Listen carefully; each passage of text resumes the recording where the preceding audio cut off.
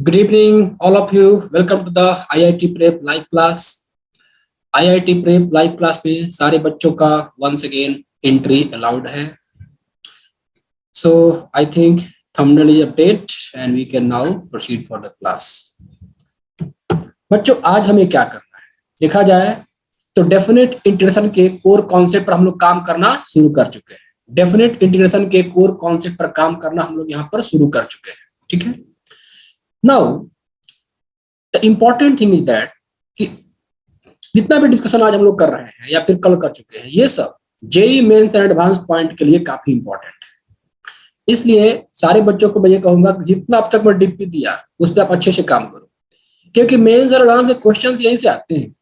आगे हम लोग और चीज पढ़ेंगे but they are the heart of definite integration. तो जो बच्चे इन टॉपिक्स पर अच्छे से काम करेंगे उनका ये डेफिनेट काफी स्ट्रांग रहेगा, और जो बच्चे यहाँ पर कमजोर पड़ जाएंगे उनके मार्क्स भी कमजोर हो जाएंगे. डीपी हम लोग करेंगे. मॉर्निंग की डीपी कैंसिल हो गई थी, नहीं हो पाई थी, बट हम लोग उसको करेंगे.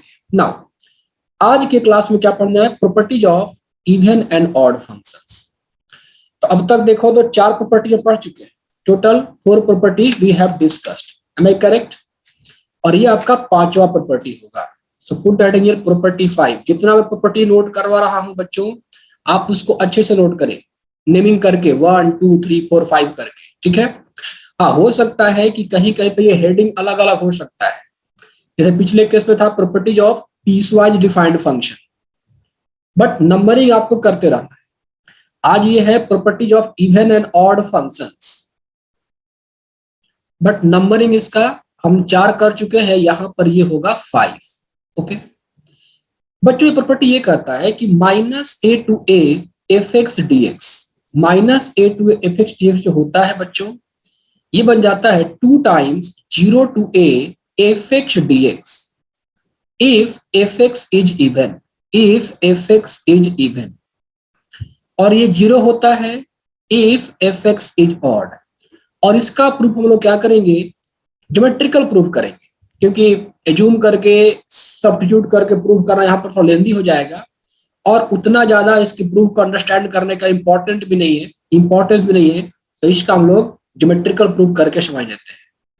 Minus a to f x d x बच्चों 2 times 0 to a f x d x होगा कब? जब एफ एक्स आपका ऑड इवन फंक्शन, और 0 कब? एफ एक्स आपका ऑड फंक्शन. प्रयास करते हैं इसको. देखो नाउ ज्योमेट्रिकल प्रूफ. तो ज्योमेट्रिकल प्रूफ के बारे में बात किया जाए तो 2 पॉसिबिलिटी है यहाँ पर. एक पॉसिबिलिटी ये है कि एफ एक्स को इवन लेना है, दूसरा पॉसिबिलिटी ये है कि एफ एक्स को ऑड लेना है. एफ एक्स को इवन लेना है और एफ एक्स को ऑड लेना है. तो एफ एक्स को हम क्या करते हैं यहाँ पर बच्चों? इवन लेते हैं. यदि हम एफ एक्स को इवन लेंगे तो क्या होगा यहां पर हमें देखना है. देखो एफ एक्स को इवन लो. यदि हम यहां पर एफ एक्स को इवन लेते हैं तो ग्राफ कैसा बनेगा? ये चलो इवन लेकर देखते हैं कि एफ एक्स इवन लिया. बच्चों ये बताओ कि इवन फंक्शन किस एक्सिस के अबाउट सिमेट्रिकल होता है? क्या हम जानते हैं कि इवन फंक्शन जो होता है वाई एक्सिस के अबाउट सिमेट्रिकल होता है? क्या हमें पता है? ये इवन फंक्शन जो होता है बच्चों वो वाई के अबाउट सिमेट्रिकल. तो एक काम करो, सपोज करो कि आपके पास इवन फंक्शन हो गया. ठीक है. तो जैसा पोर्शन वाई के लेफ्ट में वैसा पोर्शन वाई के राइट में ये माइनस ए टू ए कर दिया, ये आपका 0 रहा. माइनस ए टू ए ये आपका 0 हो गया. तो बच्चों सोचो यदि हमें माइनस ए से इंटीग्रेट करना है, माइनस ए से ए में इंटीग्रेट करना है तो क्या हम ये कह सकते हैं? बताया था ना, अभी आगे डिस्कस भी करूंगा कि जो ए से b f x d x है ज्योमेट्रिकली वो ए से बी के बीच में एरिया को रिप्रेजेंट करता है. तो ये माइनस ए से ए एफ एक्स डी एक्स जो है बच्चों एक्चुअली क्या रिप्रेजेंट करता है? एक्चुअली ये पूरा का पूरा ये एरिया को रिप्रेजेंट करता है. ये पूरा एरिया को रिप्रेजेंट करेगा. लेकिन क्या हम इस एरिया को 2 पार्ट में बांट सकते हैं? मान लो पूरा एरिया ए है, तो क्या इस एरिया को हम 2 पार्ट में कर सकते हैं? ये वाला एरिया A1 हो गया, ये वाला एरिया आपका A2 हो गया. तो क्या आप ये कह सकते हो बच्चों कि area A equal to A1 plus A2? जब फंक्शन आपका इवन है तो ए मतलब पूरा का पूरा minus a to a f x d x, और ए वन का मतलब फंक्शन तो सेम रहा लेकिन वो माइनस हुआ ए से जीरो हो गया। तो बच्चों आप देखो इसे कहोगे minus a to zero f x d x plus फिर आप कहोगे zero to a f x d x. लेकिन यहां पर एक बात को नोटिस करो बच्चों कि तुम ये कह सकते हो चूंकि सिमेट्री है जैसा y के लेफ्ट में वैसा y के राइट में, तो क्या बच्चों यहाँ पर a1 इक्वल टू a2 कहा जा सकता है? टेल मी गाइज, यस और नो? Yes sir. जैसा y के लेफ्ट में वैसा y के राइट में, तो क्या यहाँ पर a1 इक्वल टू a2 कहा जा सकता है बच्चों? हाँ सर। तो यहाँ पर ये a1 इक्वल टू a2 हो गया ना। तो क्या हम ये कह सकते हैं कि minus a to zero f x d x जो है वो zero to a f x d x के बराबर होगा? क्या ये बात कही जा सकती है एवरीबॉडी? प्लीज टेल मी। हाँ सर। तो हम यहां पर ये कह सकते हैं कि यहीं पर लिख रहा हूं कि minus a to right here also minus a to zero f x d x जो होगा वो बच्चों आपका zero to a f x d x के बराबर हो जाएगा। ठीक है, so minus a to zero f x d x equal to zero to a. यहां पर जो आपको माइनस ए टू जीरो दिख रहा है ना, आप इसको जीरो टू ए से रिप्लेस कर दो क्योंकि सिमेट्री है, जैसा y के लेफ्ट में है वैसा y के राइट में है, तो जितना एरिया ये होगा उतना एरिया ये हो जाएगा। तो फाइनली आपका ये प्रूव हो जाता है कि zero to a f x d x equal to two times zero to a minus a to f x d x equal to two times zero to a f x d x का, जब आपका function even हो तब। Is that clear? सारे बच्चों की बात समझ में आ गई कि जब आपका बच्चों फंक्शन इवन हो तब। ये तो आपका पहला पर्टिकुलर केस हो गया जब आपने फंक्शन को इवन लिया। अब मैं क्या करता हूं, फंक्शन को ऑड लेता हूं, यहीं पे करके दिखाता हूं। Second possibility, if f x is odd. बच्चों ये बताओ कि फंक्शन ऑड होता है तो किस एक्सिस के अबाउट सिमेट्रिकल होता है? ओरिजिन के अबाउट, किसी एक्सिस के अबाउट सिमेट्रिकल नहीं होता है, वो ओरिजिन के अबाउट सिमेट्रिकल होता है। तो ओरिजिन के अबाउट सिमेट्रिकल होने का मतलब कि जैसा उसकी ज्योमेट्री फर्स्ट क्वाड्रेंट में दिखेगी ठीक वैसा ही उसका थर्ड क्वाड्रेंट में दिखना चाहिए। ऑड फंक्शन का नेचर क्या होता है कि ओरिजिन से हमेशा पास करता है, हमेशा ओरिजिन से पास करेगा। जैसा वो दिखेगा फर्स्ट क्वाड्रेंट में ठीक वैसा थर्ड क्वाड्रेंट में, जैसा सेकंड क्वाड्रेंट में ठीक वैसा ही बच्चों fourth quadrant. Symmetrical about quadrant, symmetrical about quadrant. अब मान लो यहाँ पर आपको इंटीग्रेट करना है ना, तो देखो ये रहा आपका माइनस ए और ये रहा आपका प्लस ए। तो एक्चुअली में आप माइनस ए से ए इंटीग्रेट करोगे तो आप क्या निकाल रहे हैं? ये पूरा का पूरा एरिया निकाल रहे हैं। ये पूरा का पूरा जो है बच्चों आप एरिया निकाल रहे हैं। ठीक है, तो आप ये कह सकते हो, चलो मान लो ये एरिया आपका बच्चों A1 हो गया और ये एरिया आपका A2 हो गया। तो वही भी कहोगे ना कि पूरा का पूरा एरिया जो A है, अब क्या लिखोगे इसको? A1 प्लस A2 लिखोगे। सो A मतलब minus a to a f x d x this equal to A1। A1 मतलब बच्चों ये वाला एरिया लेफ्ट वाला, तो माइनस ए से zero f x d x, और A2 का मतलब zero to a f x d x. अब यहाँ पर इंटरेस्टिंग फैक्ट देखो बच्चों, हालांकि एरिया का मैग्नीट्यूड तो पॉजिटिव होता है, लेकिन जो डेफिनेट इंटीग्रेशन जो होता है वो अलजेब्रिक सम ऑफ एरिया होता है। देखो अलजेब्रिक सम का एरिया क्या, what is the meaning of algebraic sum? Suppose करो आपने A2 निकाला, ये 2 चला आया। बच्चों देखो ये कर्व क्या है नीचे, ये कर्व जो है ना A1 वाले कर्व को देखो, ये नीचे है। तो एक्चुअली में इसकी वैल्यू निगेटिव आएगी, ये -2 है। बच्चों समझने का आप आराम से समझ सकते हो इस चीज को। जो कर्व पॉजिटिव है उसको इंटीग्रेट करोगे तो पॉजिटिव में आएगा, और जो कर्व निगेटिव है आप उसको इंटीग्रेट करोगे तो वैल्यू निगेटिव है। लेकिन जब हमें एरिया बताना होगा तो हम मैग्नीट्यूड लेकर बताएं, लेकिन डेफिनेट इंटीग्रेशन एरिया नहीं, वो अलजेब्रिक वैल्यू ऑफ एरिया बताता है। अलजेब्रिक वैल्यू ऑफ एरिया मतलब वो साइन के साथ बताता है। हम डेफिनेट इंटीग्रेशन को अप्लाई करते हैं एरिया निकालने, जैसे मैंने कहा कि एरिया निकालना है तो एरिया पॉजिटिव निगेटिव कुछ भी आ सकता है, हम एरिया निकालते वक्त उसका मैग्नीट्यूड ले लेते हैं, एरिया निकालते वक्त बच्चों उसका मैग्नीट्यूड लेते हैं। बट जैसे हम लोग पढ़ेंगे कि एप्लीकेशन ऑफ डेफिनेट इंटीग्रेशन, तो एप्लीकेशन ऑफ डेफिनेट इंटीग्रेशन क्या होता है कि हम डेफिनेट इंटीग्रेशन से एरिया निकाल लेते हैं, वो निगेटिव भी आ सकता है बट हम लोग उसका और पॉजिटिव वैल्यू लेते हैं। बट हम लोग यहाँ पर ये जीरो नहीं हो जाएगा? देखो ये जीरो हो जाएगा बिल्कुल, जस्ट वेट वेट, मैं उसी को समझाने का प्रयास कर रहा हूँ। अभी आप यही सोच रहे हो ना कि सर ये देखिए -2 + 2 हो गया जीरो, तो आप कहोगे सर एरिया जीरो हो गया। नहीं, जब आपको एरिया बताना होगा तो आप इसको कैसे लिखोगे, ऊपर वाला 2 यूनिट और नीचे वाला माइनस में है, तो आप इसको ऐसे करके बताओगे, टोटल 4 बताओगे कि एरिया क्या होता है, मैग्नीट्यूड का सम होता है। बट डेफिनेट इंटीग्रेशन जो है ना, वो डेफिनेट इंटीग्रेशन को हम लोग एरिया निकालने के लिए अप्लाई करते हैं। डेफिनेट इंटीग्रेशन एक्चुअली में वो एरिया निकालने के लिए अप्लाई किया जाता है। तो एक्चुअली में क्या होता है, एक्चुअली में अलजेब्रिक सम ऑफ एरियाज, तो अलजेब्रिक सम ऑफ एरियाज का मतलब कि एक्चुअल वैल्यूज का एडिशन होता है। ऊपर में आपका 2 आया, नीचे -2, तो इंटीग्रेशन करोगे ना आप, इसको इंटीग्रेशन करोगे तो ये -2 + 2 0 आएगा। लेकिन जब आप इस डेफिनेट इंटीग्रेशन को एरिया के लिए यूज करोगे तो फिर आपको अलग अलग का मैग्नीट्यूड लिखकर ऐड करना होगा। तो मतलब सिर्फ नेगेटिव साइन को शो करना है, आंसर जो होगा वो टोटल मैग्नीट्यूड ही होगा पॉजिटिव। कहां पर क्या पढ़ा रहा हूं, तुम क्या समझ रही हो? बैठो चुप 2 मिनट रुको।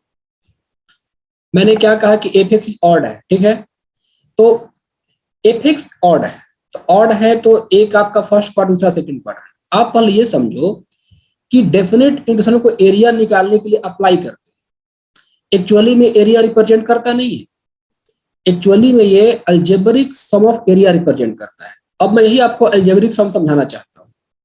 देखो ये ग्राफ है, एक फर्स्ट क्वाड्रेंट में और ये थर्ड क्वाड्रेंट में, तो फर्स्ट क्वाड्रेंट वाला को इंटीग्रेट किया तो 2 आएगा, थर्ड क्वाड्रेंट को इंटीग्रेट किया -2 आया, तो डेफिनेट इंटीग्रेशन इसका 2 + -2 ये 0 हो जाएगा। This is the value of definite integration. लेकिन मेरे से कोई पूछता एरिया तो मैं क्या करता, मैं डेफिनेट इंटीग्रेशन का यूज करता, इधर निकालता 2 इधर -2, लेकिन एरिया निकालते वक्त मैं 2 + मॉडुलस ऑफ -2 ऐसे करके बताता। तो एरिया में ये बताता लेकिन इंटीग्रल की वैल्यू में ये करता। अभी हाँ सर यही कह रही थी। बच्चों को समझ में आया कि मैं क्या यहाँ पर सिखा रहा हूँ? Yes sir. Definite integration does not represent the area. It is used to calculate area. तो actually it represents algebraic sum of areas. ये एरिया का algebraic sum होता है। तो algebraic sum का मतलब हमें साइन के साथ ऐड करना होता है। जैसे देखो एक एग्जांपल के तौर पे सपोज करो मैंने एक इंटीग्रेशन किया, इस तरह का कोई कर्व है, ऐसे मैंने इंटीग्रेट कर दिया, ठीक है, इस एरिया में -2 मिला, यहाँ पर 4 मिला, यहाँ पर -2 मिला और यहाँ पर बच्चों 1 मिला। अब मैं पूछना चाहता हूँ, चलो ये पॉइंट आपका -a है और ये पॉइंट आपका a है, मैं पूछना चाहता हूँ कि -a से f(x) dx का वैल्यू बताओ और एरिया का वैल्यू बताओ। अब बताओ क्या बताओगे? सारे बच्चे कमेंट बॉक्स में अपना अपना आंसर लेके बताएं कि इस पूरे एरिया के वैल्यू आप क्या लिखोगे और डेफिनेट इंटीग्रेशन की वैल्यू क्या लिखोगे। इन 2 बातों का आंसर करो मेरे साथ, तो आपको ये कॉन्सेप्ट क्रिस्टल क्लियर हो जाएगा। हाँ, एरिया में आप क्या करोगे, मैग्नीट्यूड को ऐड करोगे, तो -2 का मैग्नीट्यूड 2, 4 रहा 2, 4 रहा, -2 का मैग्नीट्यूड 2 और देखो एरिया आपका बच्चों 9 आ गया। लेकिन मैंने पूछा कि डेफिनेट इंटीग्रेशन, तो उसको आपको साइन के साथ ही ऐड करना है, तो पॉजिटिव वाला में 4 + 1 5 आ गया और ये -2 4, ये आपका 1 बन गया।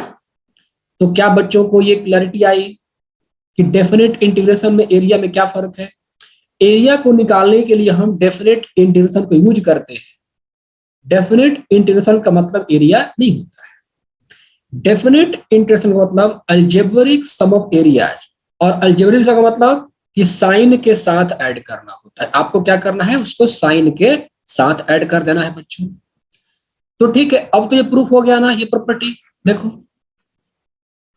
सो चूंकि आपका फंक्शन क्या था, ऑड था, तो minus a to a f x d x आपने किया। सो इधर क्या बना, देखो माइनस ए टू जीरो, ये एरिया आपका क्या है, माइनस ए टू जीरो और ए जीरो टू ए। अब क्या आप ये कह सकते हो कि चूंकि ये ऑड फंक्शन है तो जितना पोर्शन उसका फर्स्ट क्वाड्रेंट में होगा उतना ही पोर्शन उसका थर्ड में होगा और दोनों का साइन एक दूसरे का निगेटिव होगा। क्या ये बात कही जा सकती है बच्चों? तो Yes, क्या यहाँ पर ये कहा जा सकता है कि देखो माइनस ए से zero f x d x जो होगा बच्चों, वो एक्चुअली में फर्स्ट क्वाड्रेंट वाले एरिया का निगेटिव होगा। फर्स्ट क्वाड्रेंट वाले एरिया का आपका क्या हो जाएगा, निगेटिव हो जाएगा, zero to a f x d x. तो आप यहां पुट कर दो, तो minus zero to a f x d x, और ये रहा आपका एफ एक्स डी एक्स, और ये zero to f x d x, ये टोटल मिलके बन गए जीरो। Is it correct? तो बच्चों को समझ में आया property of even odd function. Even function होगा तो 2 टाइम्स, ऑड फंक्शन होगा तो पूरा का पूरा हम जीरो कर देंगे। ये देखो माइनस ए टू जीरो में जो एरिया है वो जीरो टू वाले एरिया के निगेटिव है, जो इसकी वैल्यू है वो इस A2 वाले वैल्यू के निगेटिव है। यहाँ पर माइनस पुट कर देंगे अपोजिट साइन के। पिछले केस में क्या आ रहा था, सेम साइन आ रहा था। A1 का भी ग्राफ ऊपर है, इधर वाला ग्राफ ऊपर है, यहाँ भी ऊपर है, तो दोनों पॉजिटिव ही हो रहे थे। और यहाँ पर एक का ऊपर ग्राफ है, एक का नीचे है, तो दोनों दूसरे के अपोजिट साइन के हो रहे थे बच्चों। प्रूफ इतना ही है, इसका इंपॉर्टेंस और इस क्वेश्चंस को समझते हैं तो और ज्यादा क्लैरिटी आ जाएगी। बहुत ज्यादा मतलब कल जो प्रॉपर्टी पढ़ाया था, उससे पहले जो पढ़ाया था, और आज इन तीनों को मिक्स करके बहुत सारे क्वेश्चंस आते हैं पेपर्स में।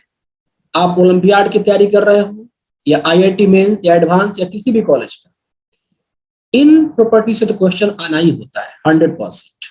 ठीक है, नाउ अब मैं यहाँ पर रैपिड फायर क्वेश्चन दूंगा, सिंपल सिंपल पहले, ताकि बच्चे आप समझ जाओ कि यूज कैसे करना है। चलो, मैंने पूछा आपसे कि -1 to 1 एक्स डी एक्स, फटाफट आंसर बताते चलो। अंदर वाले फंक्शन को देखो, ऑड की इवन, एक्स कैसा फंक्शन है, ऑड है कि इवन है? ऑड है सर। ऑड है, आंसर Odd है।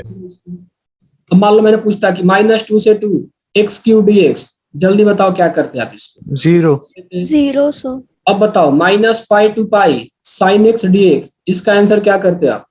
sin x कैसा फंक्शन है? ऑड फंक्शन है, यहाँ पर आप जीरो कर देते।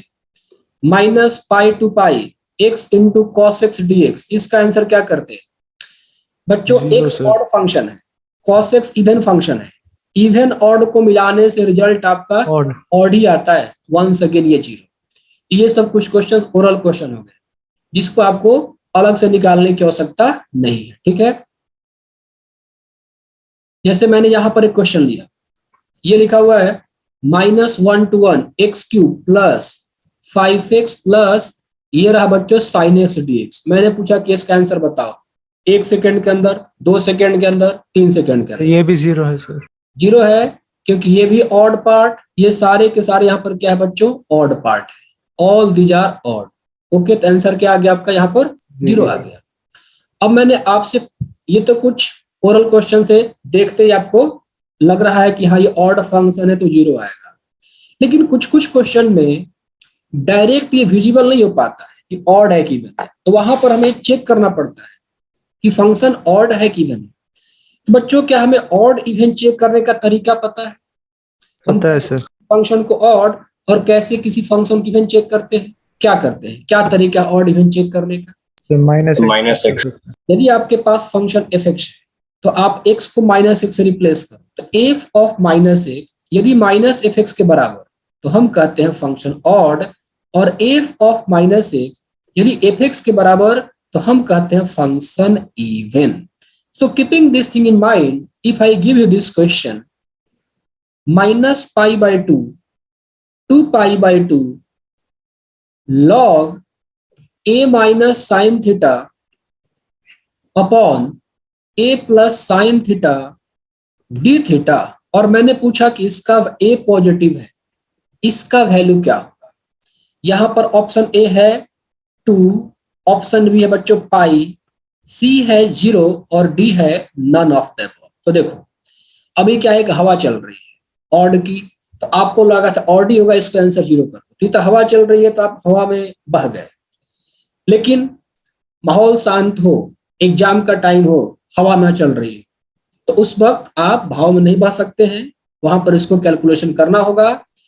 ऑफ कोर्स इसका आंसर है तो 0 ही, यस सर। लेकिन ये 0 प्रेडिक्टेबल है क्योंकि हवा में बह रहे हैं, हवा चल रही है ऑड ऑड का। बट हम लोग यहाँ पर प्रूव करेंगे, देखेंगे क्या ये फंक्शन ऑड है कि नहीं। माइनस थीटा पुट करेंगे, फिर लॉग की प्रॉपर्टी लगा देंगे। एक काम करते हैं बच्चों, इसको हम फंक्शन मान लेते हैं, F theta log of A minus sine theta upon a plus sine theta, ये हमारे पास एक फंक्शन। अब थीटा को रिप्लेस करो माइनस थीटा से, तो एफ ऑफ माइनस थीटा, ये रहा आपका लॉग। थीटा को रिप्लेस किया माइनस थीटा से, तो ए प्लस साइन थीटा, और नीचे ये ए माइनस साइन थीटा। आप इसको लिखो लॉग, इसको लिख सकते हो ना बच्चों, ए minus sine theta upon a plus sine theta, इसके पावर में -1। क्या ये -1 यहां मल्टीप्लाई होगा? लॉग के आर्गुमेंट का पावर क्या होता है? साइड में मल्टीप्लाई हो जाता है। यहां पर आप बच्चों कह सकते हो f of minus theta equal to log a plus cos theta. देखिए क्या है जरा, a minus sine theta. So यहां पर हम लिखेंगे a minus sine theta upon a plus sine theta, and this is equal to minus of f theta, क्योंकि f theta हमारे पास क्या है यहाँ पर बच्चों, एफ थीटा आपने क्या एज्यूम किया था, ए minus sine theta upon a plus sine theta, ये आपका रहा। दिस इंप्लाई आप फंक्शन के बारे में क्या एज्यूम कर सकते हो, ऑड फंक्शन है, तो इसका आंसर क्या आ गया, 0 चला आया। सो इन पेपर्स आपको ये सब, मान लो आपके बोर्ड एग्जाम में चला आता है तो आपको ये करके दिखलाना पड़ेगा। जेई में आता है तो फिर आप इसको रफ में करके आंसर को टिक कर सकते हैं, ठीक है। तो ये तो कुछ ऐसे फंक्शन जो कि ऑड थे। अब कुछ और क्वेश्चंस लेते हैं। मैंने पूछा आपसे बच्चों की -π/2 टू π/2 cos x dx क्या होगा, तो -π/2 से π/2। अब बताओ ये cos x कैसा फंक्शन, इवन की ऑड बच्चों, इवन फंक्शन होता है। यहाँ पर हम 2 times 0 to a fx dx कर लेंगे, ठीक है। तो 2 टाइम्स cos x को इंटीग्रेट करो तो क्या मिलेगा बच्चों, sin x मिलेगा 0 से लेकर π/2। Now put the limit sin π/2 1, answer क्या आ गया बच्चों आपका 2 चला है। Is that okay? यहां तक इश्यू कंफ्यूजन? बच्चों देखो ये जो है आईआईटी में आया हुआ क्वेश्चन है, ये है आईआईटी 1997 1997 का ये क्वेश्चन है। लिखा है -π to π 2x into 1 plus sin x upon 1 plus cos square x dx, इसका वैल्यू क्या होगा? ऑप्शन ए है, ये था सब्जेक्टिव क्वेश्चन बट मैंने इसको बना दिया है ऑब्जेक्टिव क्वेश्चन। एक लिखा है -π², दूसरा लिखा है बच्चों π²/4, तीसरा है -π²/4, चौथा है -π²/8। नहीं, एक सेकेंड, यहां पर ही एक ऑप्शन इसका नन ऑफ दिस भी है। सो यहां पर हम क्या करते हैं, आप काम करना शुरू करो, -π²/8 और यहां पर है नोटा, मतलब हो सकता है कि चारों में से कोई मैच ना करे, तीनों में से। चलो मैं करता हूं, मिलके करते हैं इसे, आप लोग मेरे को सपोर्ट करें। -π to π 2x 1 plus sin x upon 1 plus cos square dx, क्या करना चाहिए यहाँ पर, पहले अलग अलग करते हैं। So here we can write, आइए जूम कर लो, -π to π, इसको सेपरेट करते हैं, 2x से ब्रैकेट मल्टीप्लाई करो, ये हो जाएगा बच्चों आपका 2x upon 2x plus 2x into sine x, ये रहा 2x इंटू साइन एक्स, और नीचे में आ गया बच्चों आपका 1 plus cos square x dx, -π to π 2x plus 2x into sine x, इसको सेपरेट करो ऐसे, तो -π से π ये 2x upon 1 plus cos square x, फिर ये -π to π 2x into sin x upon 1 plus cos square x dx. Now tell me guys, ये integral I जो है ये दो पार्ट में कन्वर्ट, एक ये पार्ट और एक ये पार्ट, कौन सा पार्ट ऑड है और कौन सा पार्ट इवन है? पहला और दूसरा इवन। देखो cos स्क्वायर है तो cos स्क्वायर, जब स्क्वायर लग गया तो वो पार्ट बच्चों इवन ही हो जाता है, तो cos स्क्वायर आपका इवन है, लेकिन x तो ऑड है ना, तो ऑड फंक्शन और इवन फंक्शन का रेशियो या मल्टीप्लीकेशन हमेशा ऑड होता है। यहां पर आप एक dx भी लिख लो यहां पर, तो ये पार्ट तो आपका ऑड निकला, और देखो x ऑड फंक्शन, साइन भी ऑड फंक्शन, और दो ऑड फंक्शन को मल्टीप्लाई करने पे वो इवन बन जाता है। एम आई राइट कि दो ऑड फंक्शन को मल्टीप्लाई करने से इवन बनता है? क्या मैं सही कह रहा हूं बच्चों? ठीक है, यस सर। ये तो जीरो हो गया, इसका मतलब कि इंटीग्रल I जो होगा वो माइनस पाई टू पाई। अब माइनस पाई टू पाई क्या ही लिखना है, आप इसको 2 टाइम्स 0 टू पाई 2x, यहां पर आप साइन x कर लो 1 plus cos square x dx। इस 2 को बाहर निकाल लो, so I becomes 4 times 0 to pi x into sine x upon 1 plus cos square x dx। Assume this as equation 1।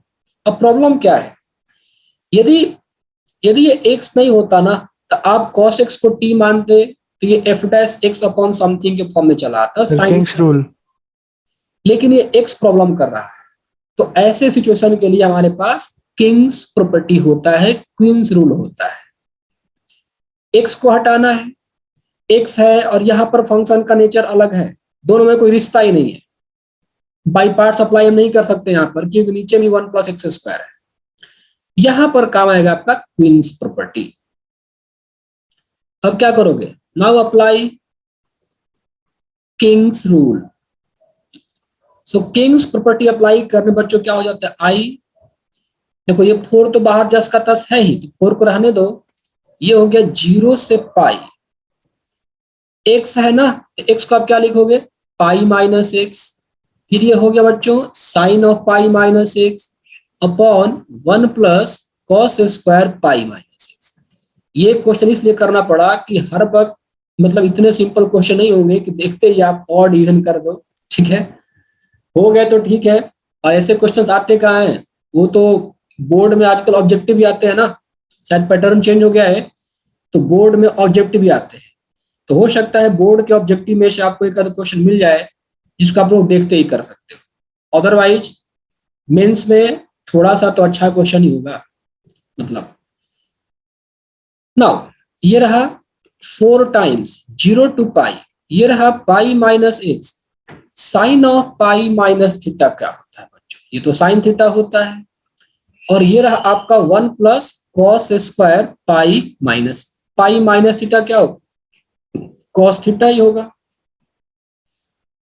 तो ये रहा बच्चों आई, इसको अलग अलग कर लो ऐसे, तो आई इक्वल टू 4 टाइम्स, ये रहा 0 to pi pi into sine x upon 1 plus cos square x dx, इसको माइनस कर देंगे तो minus 4 times 0 to pi x into sine x upon 1 plus cos square x dx. इसको आप 2 मान लो, बताया था ना हम लगाते हैं क्यूज प्रॉपर्टी, और उस स्टेज पे 2 मान लेते हैं जिसके आगे और सिंप्लीफाई नहीं हो सकता है, और अब खुद के साथ ही ऐड कर देना होता है, तो 1 प्लस 2 करोगे तो 1 में क्या है, यहाँ पर 1 में लेफ्ट में आई है, 2 के लेफ्ट में आई है, तो टोटल हो गया 2i, और ये वाला पार्ट बच्चों कट जाएगा, 4 times x sine x upon 1 plus cos square x, 4 time x sine x cut जाएगा, तो फाइनली आपको मिला 4 टाइम्स 0 टू पाई, फिर pi into sine x upon 1 plus cos square x dx. ये 2 से वेट ए second, ये 2 से 2 कटा और पाई को बाहर निकाल, तो आप यहां पर लिख सकते हो बच्चों integral I equal to, pi को बाहर लाया तो 2 पाई हो गया, here it becomes 0 to pi sine x upon 1 plus cos square x, sine x upon 1 plus cos square x dx, ठीक है। अब यहां पर हमें करना है इसको इंटीग्रेट। आपने क्या किया, ये cos x equal to t put किया होगा, हाँ सर सेम बिल्कुल ये आपका 2 पाई, ये 1 बन गया और ये -1, राइट। यस सर तो पुट करने पे ये sin x dx equal to होता है बच्चों ये माइनस ऑफ dt। तो यहां पर रहा माइनस dt और ये 1 प्लस टी स्क्वायर, माइनस बाहर निकाल लिया, 1 to -1 dt upon 1 plus T square. Limit को इंटरचेंज कर दो, तो लिमिट को इंटरचेंज करोगे तो 2 पाई, ये रहा आपका -1 से 1 dt upon 1 plus T square. अब ये अंदर वाला फंक्शन कैसा है बच्चों, ऑड है कि इवन है, टेल मी। इवन है, इवन सर आप इसको लिखोगे 2 टाइम्स, ये 4 पाई हो जाएगा, 0 to 1 dt upon 1 plus T square. ये वही वाला चीज आ गया जो पहले आया था, आंसर क्या आ जाएगा इसका, पाई स्क्वायर चला आएगा, correct. Yes sir okay, now let last question of this category. ये क्वेश्चन लिखा यहां पर, ln lambda to ln 1 upon lambda, ln lambda to ln 1 upon lambda, f of x square by 4, f of x square by 4, fx minus f of minus x upon g of x square by 4 gx plus g of minus x, ये है, इसको बताना है। इसका answer क्या होगा, option A है। आप लोगों के लिए क्वेश्चन है and you have time of 20 seconds for this question, time starts now. Dependent on lambda, dependent on lambda, option b a non zero constant, a non zero constant, option c है बच्चों 0 और option d यहां पर है none of the above. So can anyone tell me what is the answer of this question. Limit क्या है, ln lambda, upper limit क्या है, ln 1 upon lambda, f of x square by 4 fx minus f of minus x upon g of x square by 4 0 g of minus x। ये कैसे आ गया 0? Sir वो sir पहले तो मैंने इसको ऊपर वाले को माइनस लैम्डा लिख दिया, माइनस ln लैम्डा लिख दिया था, उसके बाद रिवर्स कर दिया, फिर वो ln lambda upper limit minus ln lambda नीचे वाली लिमिट, फिर ऑड फंक्शन आ गया। Okay, got it got it. देखो इसको क्या करो, ये बच्चों आपका हो गया ln lambda, ln 1 upon lambda है ना, तो आप इसको ऐसे लिख लो ln 1 upon lambda, ln lambda के पावर -1, तो ये माइनस ln लैम्डा हो गया, ये बच्चों है माइनस ln लैम्डा, ठीक है। अब इसको हटा दो और बाकी यहां पर ऐसे लिख लो f of x square by 4 fx minus f of minus x, और नीचे लिखो g of x square by 4, ये gx plus g of minus x, ठीक है। और यहां पर क्या रहा, dx हो गया। नाउ इस वाले पार्ट को आप चेक करो, ये ऑड फंक्शन चला आएगा। देखो एफ स्क्वायर, अंदर में क्या स्क्वायर है, तो स्क्वायर वाला हमेशा इवन फंक्शन ही होता है। जहां भी आपको बच्चों -a to a कुछ ऐसा दिखाई दे, तो आप वहां पर ऑड इवन का ही इमेजिनेशन करना कि हो सकता है कुछ ना कुछ ऑड इवन का कॉन्सेप्ट छुपा हुआ है। एक्स स्क्वायर ऊपर भी है, जी में भी एक्स स्क्वायर है, तो स्क्वायर वाला टर्म हमेशा क्या होता है बच्चों, इवन ही होता है। यानी कि अब चेक यहां पर करना पड़ेगा आपको। तो एक काम करते हैं, इसको हटाता हूं मैं यहां से, इसको hx मानता हूं, क्या लिखा है ऊपर में, fx minus f of minus x, ये रहा gx plus g of minus x। x को रिप्लेस करो बच्चों माइनस x से, ये हो गया h ऑफ माइनस x, ये f of minus x minus x को रिप्लेस किया माइनस x से, तो f of minus x minus f of x upon g of minus x plus x को रिप्लेस किया माइनस x से, तो ये gx हो गया, f of minus x minus fx upon g of minus x plus gx। यहां से आप माइनस कॉमन ले लो, ये F x minus f of minus x, और फिर ये g x plus g of minus x minus of h x. तो क्या कहोगे आप, एच एक्स कैसा फंक्शन है, ऑड फंक्शन है, am I correct? H x कैसा फंक्शन है बच्चों, ऑड फंक्शन। तो अब चूंकि एच एक्स ऑड फंक्शन है, ये वाला पार्ट आपका ऑड हो गया और ये वाला पार्ट इवन ही रहेगा, स्क्वायर लगा है। इवन इंटू ऑड क्या बना, ऑड बना, ओवरऑल रिजल्ट आपका 0 आएगा। करेक्ट आंसर क्या हो गया इसका, 0 हो गया। Is that clear? ठीक, ये था इवन ऑड प्रॉपर्टी को लेकर क्वेश्चंस। अब यहां पर कुछ इंपॉर्टेंट पॉइंट्स लिखते हैं, write down here important points.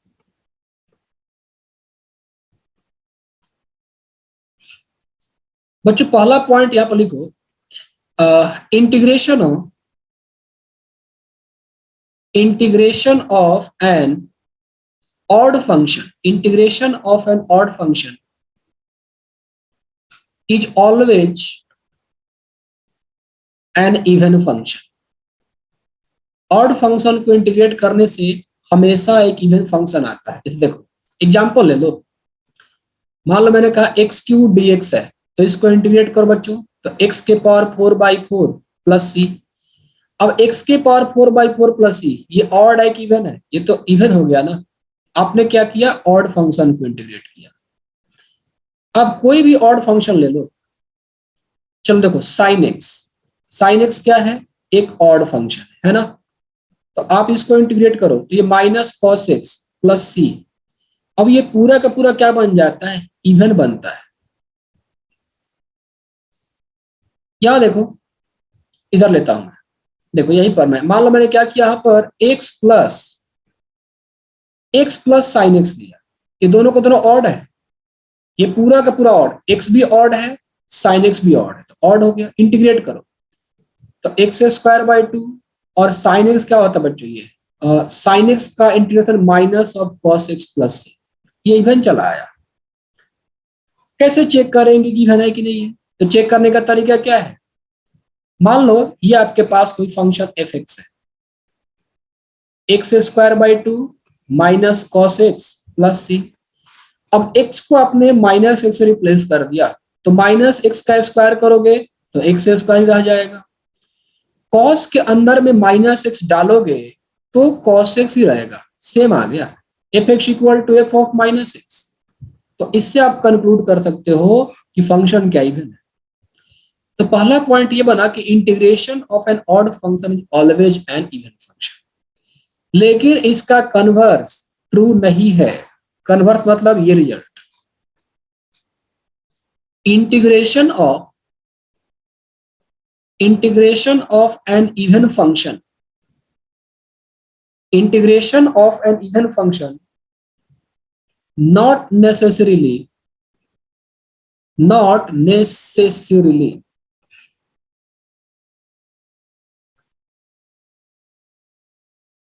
not necessarily an odd function। देखो ऑड को इंटीग्रेट करोगे तो इवन बनेगा, लेकिन इवन को इंटीग्रेट करने से ऑड फंक्शन बने ये कोई जरूरी नहीं है। कैसे चेक करते हैं, देखो आप कोई भी इवन फंक्शन उठा लो, x square d x square क्या इवन फंक्शन है, आप इंटीग्रेट करो तो x cube by 3 plus c आ जाएगा। अब क्या ये ऑड फंक्शन है, चेक करते हैं। मान लेते हैं कि ये F x equal to X cube by 3 plus C हो गया। एक्स को माइनस एक्स से रिप्लेस करो, तो एक्स को माइनस एक्स से रिप्लेस करोगे बच्चों तो एफ ऑफ माइनस एक्स का whole cube by 3 plus c. ये minus x cube by 3 plus c, minus common ले लो तो x cube by 3 minus c, ये not equal to minus f x, ये तो एफ एक्स आ ही नहीं रहा है। लेकिन मैं ये पूछूं बच्चों कि integration of even function not necessarily an odd function, ये करेक्ट है। लेकिन integration of even function odd function के बराबर होगा कब, जब कांस्टेंट 0 हो जाए। मैंने यहां पर क्या ऐसी ही तो है जो प्रॉब्लम क्रिएट कर रहा है। Is that clear to everybody?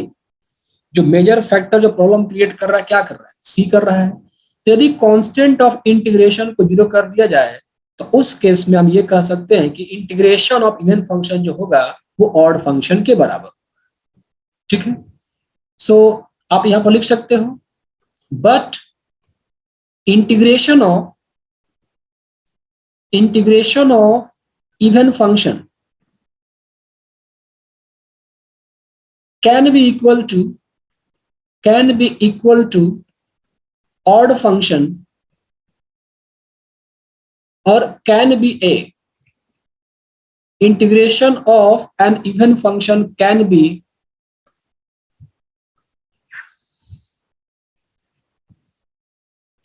an odd function if constant of integration is 0। यदि c 0 होता है तो ये हो सकता है, ठीक है। ये था दूसरा इंपॉर्टेंट पॉइंट। अब तीसरा पॉइंट यहां पर लिखो, if f is an odd function,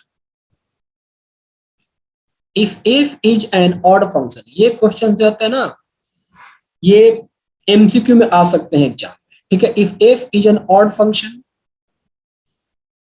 then phi x equal to a to x ft dt is always an even function, is always an even function। ध्यान रखना है, ये कई बार पूछा जा चुका है ऑब्जेक्टिव क्वेश्चन में। if f is an odd function then phi x equal to a to x, पता कैसे चलेगा c equal to, तो मैंने यही लिखा है ना, मैंने ये थोड़ा बताया है integration of an even function not necessarily an odd function. अब यदि c 0 है तो फिर आप कह सकते हो कि हाँ ठीक है इवन फंक्शन का इंटीग्रेशन ऑड फंक्शन। अब c 0 का होना बताया ना कि c निकालने के लिए क्वेश्चन में कुछ कंडीशन दिए रहते हैं। जैसे मान लो आपके पास दे दिया, आपने इंटीग्रेट कर लिया और आपने ये निकाला कि F x equal to X cube plus C, और कंडीशन कह रहा है बच्चों की एफ ऑफ, तो क्वेश्चन मान लो आपके कंडीशन दे दिया ऐसे, कह रहा है कि एफ ऑफ 1 इक्वल टू 1। यहां पर क्या करो, एक्स को 1 पुट करो, तो f of 1 equal to 1 plus c, f of 1 1 है तो 1 इक्वल टू 1 प्लस सी, तो सी क्या आ गया 0। तो सी निकालने के लिए प्रॉब्लम में दिया रहता है कंडीशन, यहाँ पर सी मिल गया, तो अब एफ एक्स क्या आ गया, एक्स क्यू आ गया, ये तो ऑड फंक्शन हो गया। तो सी निकाल के बता पाओगे आप कि ऑड है कि इवन है, you have to be aware of that. तो सी निकालने के लिए क्वेश्चन में डेटा को यूज करते हैं। जेई में क्वेश्चन आएगा तो वहां पर दिया रहेगा, और मेन हो सकता है कि एफ ऑफ 0 इक्वल टू 0 दे दे, एफ ऑफ 2 इक्वल टू कुछ और दे दे, तो डिपेंड करता है डेटा क्या दे रखा है। तो सी निकालने के लिए क्वेश्चन में डेटा आपको दिया रहता है, ठीक है। If f is an odd function, then phi x equal to a to x ft dt is always an even function। ध्यान रहे, इसी प्रॉपर्टी का एक एप्लीकेशन है, देखो था ना ये, integration of an odd function is always an even function. तो यहां पर हमने क्या लिया था, एक इनडेफिनिट इंटीग्रल किया था, इसी प्रॉपर्टी को इसने क्या कर दिया, डेफिनिट में कन्वर्ट कर दिया। तो पहला वाला याद है तो ये भी याद होगा आपका, if f is an odd function, integration of an odd function always even function, ठीक है। इसको हम प्रूफ भी कर सकते हैं। इसका प्रूफ क्या है, इसका प्रूफ ये है कि आपको पता है कि f ऑड फंक्शन है, तो f ऑड फंक्शन है मतलब ft क्या हो गया बच्चों, आपका ऑड हो गया। तो यदि ft ऑड है तो f of minus t equal to क्या, माइनस टाइम्स ft लिखा जा सकता है। Keep responding in the class everybody. ft odd है तो f of minus t equal to minus ft हो गया। बच्चों क्या बात समझ में आ रही है कि ऊपर से निकल रहा है, पक्का आ रहा है ना। ft ऑड फंक्शन है, Yes, sir. Of minus t equal to minus ft हो। अब आते हम ये प्रूव करना है कि ये जो फाई एक्स है, फाई एक्स क्या है, ये इंटीग्रल के बराबर है। तो फाई एक्स एक इवन फंक्शन होगा, हम ये प्रूव कर रहे हैं। तो कैसे करेंगे, चलो करते हैं प्रयास। So phi x equal to मैंने लिखा यहां पर a to x ft dt। यहां पर करना पड़ेगा कुछ सब्स्टिट्यूशन। तो एक काम करो, यहां पर आप t को माइनस ऑफ y पुट कर दो, t को माइनस ऑफ y। ऐसा मैं क्यों कर रहा हूं, क्योंकि हमें अंदर में एक काम करते हैं, यदि हमें यह प्रूव करना है कि फाई एक्स इवन फंक्शन है, यदि फाई एक्स इवन फंक्शन है तो phi of minus x equal to क्या फाई एक्स होना चाहिए बच्चों। यदि हमें यह प्रूव करना है कि फाई एक्स इवन फंक्शन है तो हमें क्या प्रूव करना चाहिए कि phi of minus x equal to phi x. तो पहले फाई ऑफ माइनस एक्स को क्रिएट किया जाए। तो फाई ऑफ माइनस एक्स कैसे क्रिएट करेंगे, तो एक्स को रिप्लेस करेंगे माइनस एक्स से। तो एक्स को रिप्लेस करो यहां पर माइनस एक्स से, ताकि phi of minus x create हो जाए। तो फाई ऑफ माइनस एक्स, तो ये रहा ए टू माइनस एक्स, मतलब जहां जहां एक्स है वहां वहां माइनस एक्स डाल दो। ये ए टू माइनस एक्स और ये हो गया F of T D T. अब ए टू माइनस एक्स हमें कन्वर्ट करना है इसको ए टू एक्स में, मतलब पावर को भी माइनस नहीं रहने देना है। यहां पर कुछ करना पड़ेगा सब्स्टिट्यूशन, तो करते हैं। t इक्वल टू पुट करो माइनस ऑफ u, तो dt इक्वल टू हो जाएगा बच्चों minus of du। So phi of minus x, limit भी चेंज होगा, t को हमने क्या पुट किया माइनस ऑफ u, तो इस तरह से u क्या बन गया minus of t। Lower limit t का क्या a है, तो यदि आप यहां पर लोअर लिमिट पुट करते हो a, यहां पर u इक्वल टू बन जाएगा बच्चों आपका माइनस है, ठीक है। u इक्वल टू बन गया माइनस है और t का अपर लिमिट क्या है माइनस एक्स है, यहां डालोगे माइनस एक्स तो बन जाएगा plus x, f of minus u और ये रहा minus of du। Now minus a to x, f of minus u को हम कैसे रिप्लेस करें। देखो f कैसा फंक्शन बच्चों, ऑड फंक्शन। तो चूंकि f ऑड फंक्शन है तो क्या आप ये कह सकते हो कि f of minus u f of u minus के बराबर होगा, यस और no, please tell me. Yes sir. f एक ऑड फंक्शन है तो f ऑफ माइनस u जो होगा बच्चों माइनस f, और यहां पर ये माइनस du, ये minus minus plus common, so minus a to x f u into d u चला है। अब यहां पर क्या करते हैं, अप्लाई करते हैं पीसवाइज डिफाइंड फंक्शन वाला प्रॉपर्टी, इसको ब्रेक करता कैसे देखो। इसको लिखूंगा मैं minus a to a f of u d u plus a to x f of u d u. क्या ऐसा कर सकता हूं, ब्रेक तो कर सकता हूं मैं ना, टेल मी गाइस यस और नो। Yes sir. कल हमने प्रॉपर्टी पढ़ा था ना बच्चों, माइनस ए से यू कर देंगे, माइनस ए से ए कर देते हैं और फिर ए से एक्स कर देते हैं, क्योंकि माइनस ए से एक्स है तो बीच में कहीं ना कहीं ए होगा। अब बताओ इस वाले पार्ट का रिजल्ट क्या होगा, माइनस ए से ए रिजल्ट जीरो। क्यों, क्योंकि फंक्शन एफ क्या माना गया है, ऑड फंक्शन। देखो बच्चों यहाँ पर फंक्शन एफ क्या लिया गया है बच्चों, ऑड फंक्शन लिया गया है। तो चूंकि फंक्शन एफ एक ऑड फंक्शन है इसलिए ये वाला पार्ट आपका जीरो हो जाएगा। So finally you got a to x f of u d. और डेफिनेट इंटीग्रेशन का पहला प्रॉपर्टी, वेरिएबल चेंज करने से रिजल्ट में कोई फर्क नहीं पड़ता है, तो आप यहां पर लिख सकते हो A to x F T D T भी लिख सकते हो। देखो फाइव एक्स को इंटीग्रेट करना स्टार्ट किया था, ए से लेकर X F T D T, ये तमाम प्रोसेस करने के बाद फाइव ऑफ माइनस एक्स से चला था और अल्टीमेटली क्या आ गई, फाइव एक्स आ गई। तो five of minus x equal to ये रहा फाइव एक्स, तो हम क्या कहेंगे यहां पर कि फाइव एक्स क्या है बच्चों आपका इवन फंक्शन है, ठीक है। यही बात हो गई यहां पर कि A to x F to D T क्या होगा आपका इवन फंक्शन। ये था आपका प्रॉपर्टी 3, इंपॉर्टेंट पॉइंट में 3 था। चौथा इंपॉर्टेंट पॉइंट, फोर्थ। तो फोर्थ इंपॉर्टेंट पॉइंट लिखा बच्चों ठीक इसका उल्टा, दूसरा लिखा था यहां पर ना, integration of an even function not necessarily an odd function. ये तो इनडेफिनिट के फॉर्म में था, इसको डेफिनिट के फॉर्म में कन्वर्ट करना है। तो कैसे करोगे, देखो लिखो if F is an even function, if f is an even function, then phi x equal to a to x ft dt, not necessarily an odd function. Even function का integration odd function हो ये कोई जरूरी नहीं है। यहां पर भी इसको डेफिनेट के फॉर्म में कन्वर्ट कर दिया गया।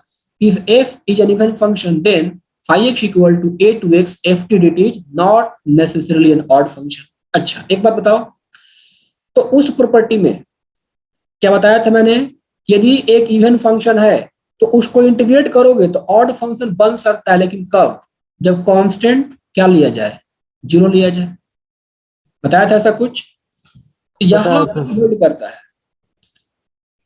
लिखो a to x यहां पर फिर भी कहा जा सकता है कि 0 to x, यदि आप इस कांस्टेंट a को 0 ले लो, 0 to x ft dt is always an odd function. but लिख लो, but 0 to x ft dt is always an odd function. Is always an odd function. बच्चों यहां पर क्या है, बस वही वाला चीज है। वहां पर क्या कहा था, कांस्टेंट को 0 ले लेते हैं तो ऑड फंक्शन बन जाता है। यहां पर मैंने a को 0 पुट कर दिया, ये ऑड फंक्शन बन जाएगा। इसका प्रूफ समझने का प्रयास करो, प्रूफ करते हैं इसको। तो प्रूफ कैसे करोगे, इसको आप क्या करो, phi x मान लो, इसको a to x ft dt मान लिया, और जो स्टेप हमने यहां पर किया था ना, उन तमाम स्टेप्स को आप एक बार दोहरा दो। जो स्टेप्स मैंने यहां पर किया है उसको यहां पर हम क्या करेंगे, दोहराएंगे। तो चूंकि हम प्रूव करना है कि phi x एक ऑड फंक्शन है, तो हमें phi माइनस x करना पड़ेगा। x को रिप्लेस करना होगा minus x। So phi of minus x, ये a से माइनस x ft dt हो गया। a टू माइनस x बच्चों ft dt। नाउ t को रिप्लेस करो माइनस ऑफ u से, t को रिप्लेस कर दो माइनस ऑफ u से, और इसको यहां पर डिफरेंशिएट करो तो dt क्या बन जाएगा, माइनस du। लिमिट में भी चेंजिंग आएगी। So phi of minus x becomes equal to what, a to minus x है तो t को माइनस ही पुट किया ना, u क्या हो गया, माइनस t हो गया। अब लोअर लिमिट है a, तो t equal to a put करोगे तो u होगा माइनस a, और t equal to x put कर दोगे तो u हो जाएगा बच्चों आपका माइनस x हो जाएगा। Correct, sorry, t equal to minus x put करेंगे ना, क्योंकि a से माइनस x है, तो जब t इक्वल टू आप यहां पर माइनस x पुट करोगे तो u इक्वल टू क्या हो जाएगा, ये x बन जाएगा। So here you got minus a to x f of, अंदर में t है तो t के प्लस में क्या डालना है, माइनस u, तो f of minus u, and here you got dt equal to minus du। So dt equal to, you can replace here minus of t. So now we can write here minus of ax f of minus u। अच्छा, function f कैसा है, odd की even है। Function f का nature कैसा है बच्चों, even function है। तो चूंकि फंक्शन f इवन है, सिंस f इज इवन, तो क्या आप ये लिख सकते हो f of minus u equal to f of u। तो f ऑफ माइनस u को fu लिख दो, और यहां पर इसको माइनस du, माइनस बाहर निकाल दो। जीरो, वो तो सर 0 से उसमें प्रूफ करना, 0 है, ठीक है। तो 0 से x, 0 टू x है सब कुछ, बहुत मिस्टेक हो रहा है। तो यहाँ पर देखो u इक्वल टू माइनस 2, तो x को मैंने क्या किया, 0 पुट किया,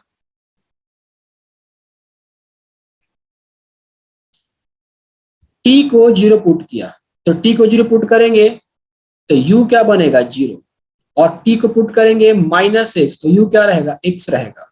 ठीक है, तो 0 to x, दैट्स इट। तो ज्यादा मेहनत करने की आवश्यकता ही नहीं थी, एक लाइन का तो प्रूफ ही था इसका। Minus 0 to x, now change the variable, make it ft dt। This is your phi of minus x. ये क्या चला आया, माइनस ऑफ फाई एक्स आ गया। Is that correct everybody? So phi of minus x equal to minus phi x. तो क्या होगा बताओ यहाँ पर, फाई एक्स क्या बोलोगे आप, ऑड बोलोगे ना, this imply phi x is odd. Is that clear? ये सब कुछ इंपॉर्टेंट यहाँ पर थ्योरम थे जो कि ऑब्जेक्टिव क्वेश्चंस में काफी काम आएंगे, और ये ऑब्जेक्टिव क्वेश्चंस कई बार IIT JEE के MCQ में आ चुके हैं।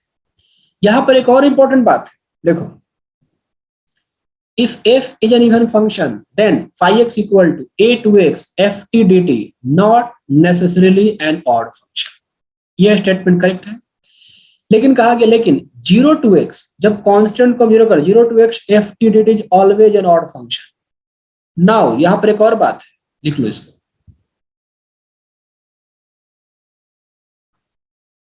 Right here everybody. Second point,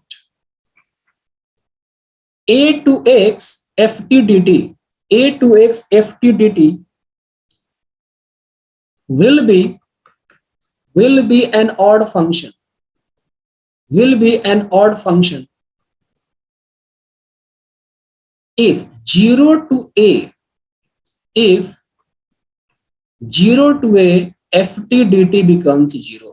देखो ये भी छुपा हुआ चीज है, यहां पर मैंने आपको कई सारी बातें बताई। If f is an even function, then phi x equal to a to x ft dt, not necessarily an odd function. Now, but यहाँ पर तो पॉसिबिलिटी है, 0 to x ft dt is always an even function, ये हमेशा even होगा। a to x ft dt will